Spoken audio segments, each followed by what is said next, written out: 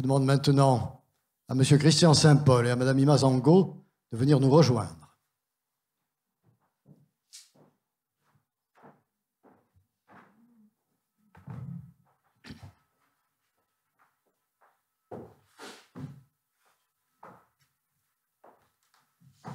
Je donne la parole à M. Christian Saint-Paul pour son propos de présentation.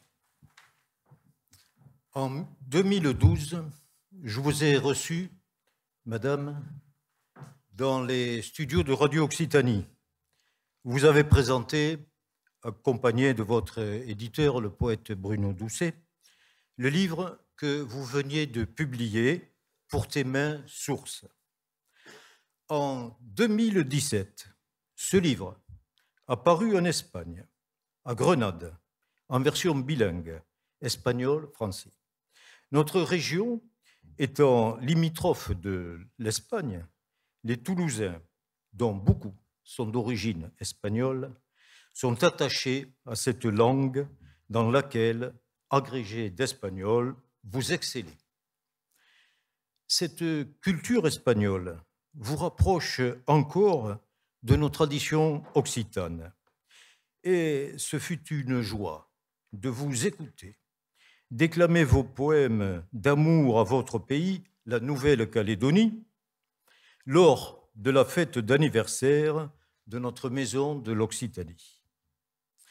Ce soir-là, avec nous, vous avez célébré un lieu, l'Occitanie, lieu mythique où, respectant la coutume de la convivienza et du parage, l'étranger est accueilli comme un citoyen à part entière. En écoutant les poètes occitans, ce 12 décembre 2022, vous m'avez fait part de votre totale convergence ressentie à l'égard de l'éthique, de la culture occitane et de la préservation de la culture du lieu. Car la mondialisation galopante écrase la particularité des lieux. À terme, ne subsistera qu'un lieu multiple et unique, celui du lieu du marché.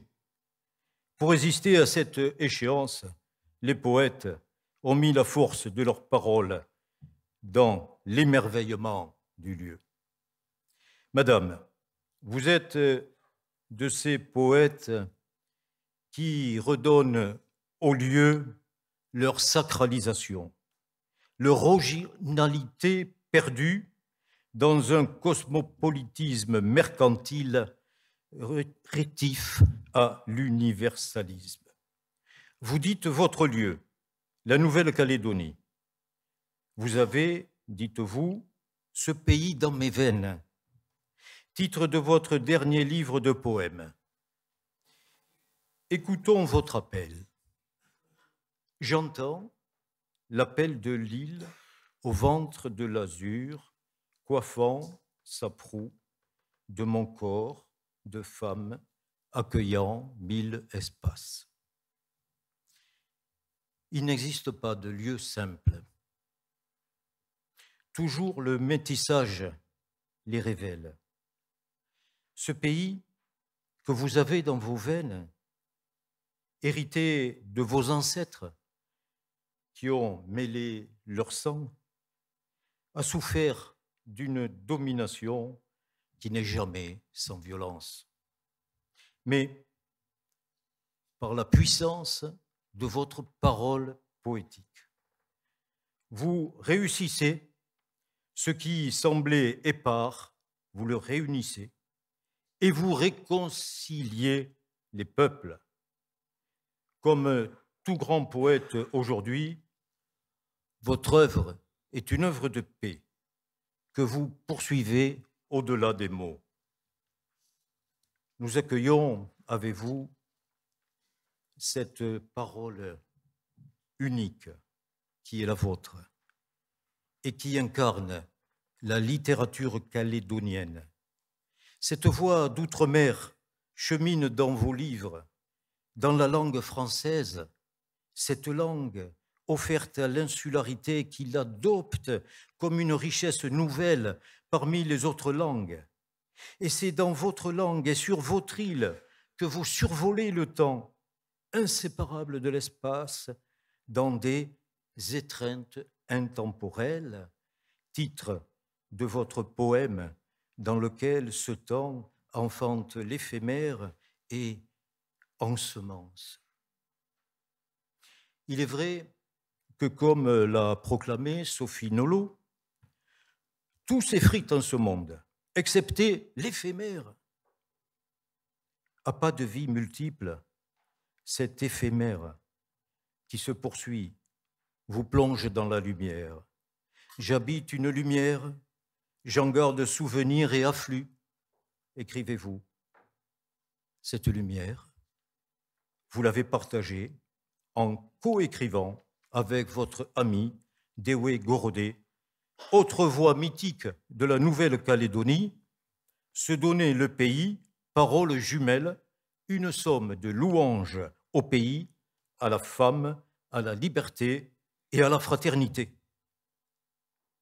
Cette recherche de la fraternité que vous avez reconnue identique chez nos poètes occitans, avec leur quête de convivience, vous la menez dans les actes de votre vie, en collaborant avec d'autres artistes, en écrivant des poèmes pour la jeunesse, qui, nous l'espérons, vous suivra dans votre avancée vers plus de beauté, plus de spiritualité, plus d'humanité. Madame, aujourd'hui, vous êtes chez vous, à l'Académie des Jeux Floraux.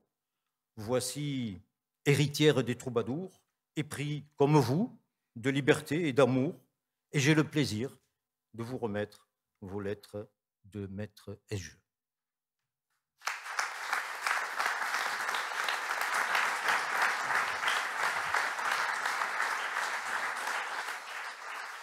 Je donne la parole maintenant à Madame Imazango pour son remerciement.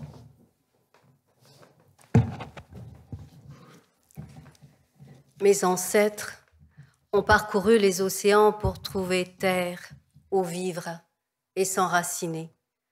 Certains arrivèrent en pirogue, suivant la route des étoiles, faisant fi des dangers car telle était leur destinée.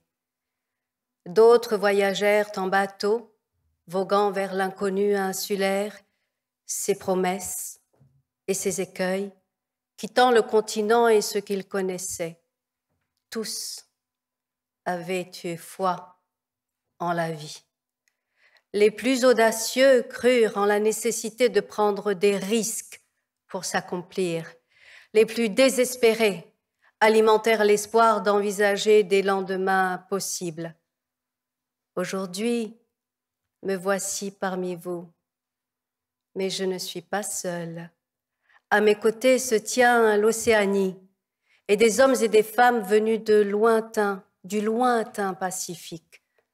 Ma naissance en terre kanak m'a offert en métissage la puissance de l'oralité enracinée en cette terre et la transmission par l'écrit venue de l'Occident et de l'Asie. Ainsi, j'incarne mon écriture en poésie, alliant le cœur à la raison, la terre à l'océan, les pierres millénaires aux pages du livre, pour qu'advienne l'équilibre. Résilience.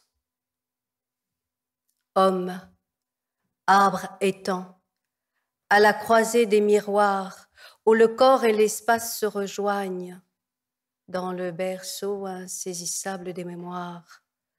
Chacun défend du cri du ventre son avenir pour la force du pardon sur nos mains où la vie laisse ses lignes indélébiles.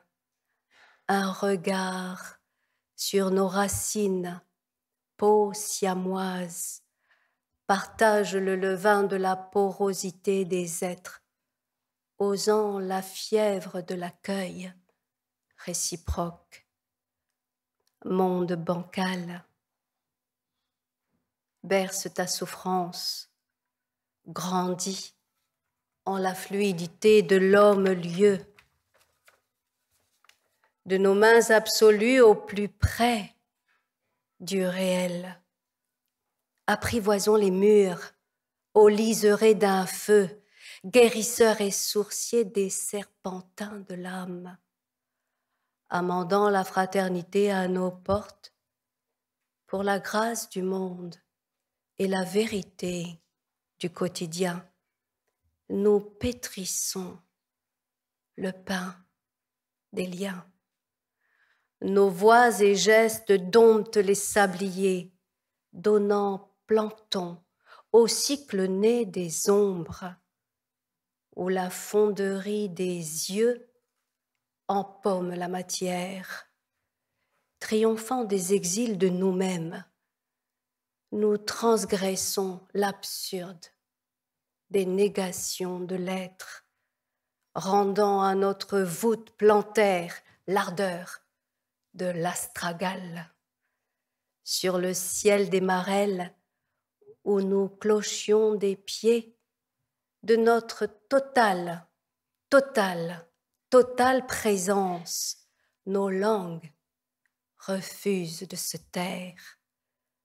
La poésie surgit où l'existence ne nous échappe plus.